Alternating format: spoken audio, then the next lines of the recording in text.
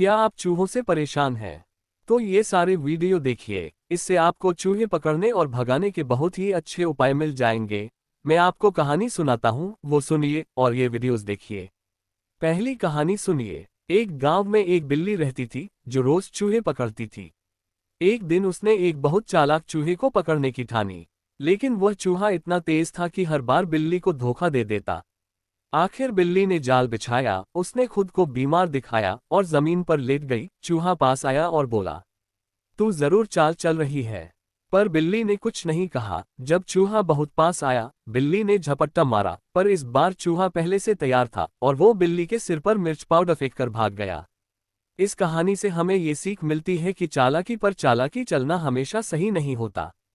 दूसरी कहानी सुनिए। मोहन को घर में रोज चूहे परेशान करते थे, वह हर रात अनाज खा जाते। उसने इंटरनेट से स्मार्ट ट्रैप बनाया, सेंसर, लाइट और अलार्म वाला।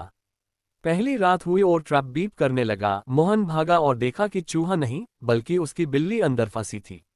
दूसरी रात उसने ट्रैप थोड़ा बदला, इस बार चूहा फंसा, पर उसने तार काटकर ट्रैप बंद कर दिया और भाग गया। तीसरी रात मोहन ने चूहे के लिए पनीर नहीं बल्कि मोबाइल रख दिया और चूहे ने उसकी स्क्रीन पर लॉल लिखा छोड़ दिया। इस कहानी से हमें ये सीख मिलती है कि कभी कभी तकनीक से ज्यादा दिमाग की जरूरत होती है। तीसरी कहानी सुनिए। दादी के रसोई घर में चूहे बहुत बढ़ गए थे। किसी ने कहा, मार्केट से ट्रैप ले आओ। पर दादी बोली, हमारे जमाने में बिना मशीन के भी चूहे भागते थे। उन्होंने मिट्टी के घड़े में चावल रखे, ऊपर से नींबू का रस छिड़क दिया। चूहे आए, रस की खुशबू में फंसे और फिसलकर अंदर गिर गए। अगले दिन दादी ने सभी चूहों को दूर जंगल में छोड़ दिया। इस कहानी से हमें ये सीख मिलती है कि अनुभव और परंपरा दोनों में विज्ञान छिपा होता है। चौथी कहानी सुनिए। कक्षा 5 में टीचर ने कहा, बच्चों, प्रयोग करो और कुछ नया बनाओ। रवि ने चूहे पकड़ने की मशीन बनाई जिसमें सेंसर, ध्वनि पहचान और छोटा दरवाजा था। टीचर ने तारीफ की, पर अगले दिन जब वे स्कूल पहुंचे तो स्कूल की सारी कॉपियां और पेंसिलें गुम थीं। क्लासरूम के कोने में एक नोट्स लिखा पड़ा था, आपकी मशीन बहुत बढ़िया है पर मैं उससे भी तेज हूं। लिखने वाला हिम्मत वाला मिस्टर चूहा।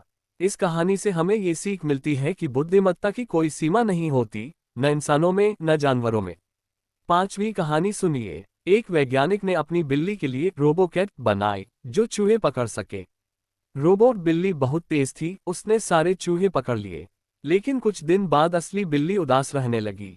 वैज्ञानिक ने सोचा, अब तो चूहे भी नहीं रहे, बिल्ली का खेल ही खत्म हो गया। उसने रोबोकैट बंद कर दी और बिल्ली फिर खुश हो गई। इस कहानी से हमें ये सीख मिलती है कि हर किसी को अपनी मेहनत और खेल का आनंद चाहिए। छठी कहानी सुनिए। एक किसान का अनाज घर रोज खाली होता जा रहा था।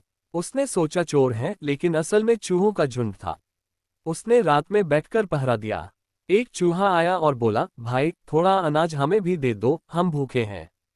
किसान पिघल गया, उसने एक कटोरी अनाज बाहर रख दिया और ऐसा रोज करने लगा। अजीब बात यह हुई कि बाकी चूहे अंदर जाना छोड़ गए। इस कहानी से हमें ये सीख मिलती है कि बांटने से नुकसान नहीं, शांति मिलती है। सातवीं कहानी सुनिए। एक छोटा चूहा सपने में खुद को सिंह राजा के सामने देखता है। वो कहता है, मुझे भी ताकत दो ताकि कोई मुझे न पकड़े। सिंह मुस्कुराता है और कहता है कि तू ताकतवर तो बनेगा, पर अपने डर से ऊपर उठना सीख। चूहा जागता है और उस दिन से भागना छोड़ देता है। वह इंसानों के घर से दूर अपनी बस्ती बनाता है और सबको काम बांट देता है। इस कहानी से हमें ये सीख मिलती है कि असली ताकत आत्मविश्वास में होती है। आठवीं कहानी सुनिए। रीना ने देखा कि उसकी गुड़िया का कपड़ा रोज कुतर जाता है। उसने चूहा पकड़ने का निश्चय किया। उसने एक छोटी टोकरी में गुड़िया रखी, अंदर पनीर और ऊपर धागा बांध दिया। रात में जैसे ही चूहा आया, रीना ने धागा खींचा और चूहा फंस गया।